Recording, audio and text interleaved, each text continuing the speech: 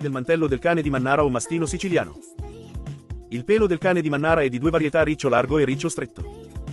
Mantello. Pelo di copertura semilungo con ricci stretti o ben ondulato, ben duro al tatto, folto e compatto, con presenza di sottopelo, non deve lasciare intravedere la pelle, è corto su cranio e muso. Leggermente più lungo sugli orecchi, senza formare frange. Sugli arti è corto, ma è tollerata una leggerissima frangiatura. Sulla coda è folto e ricco ed, a volte, può formare una leggera frangia al suo margine inferiore, mantenendone sempre l'ondulazione presenti, soprattutto nel maschio adulto e nella criniera. Colore: nero, fulvo dal crema al mogano, fegato chiaro, grigio tigrato e blu, tutti più o meno puri. I colori di cui sopra possono avere bianco, più o meno esteso.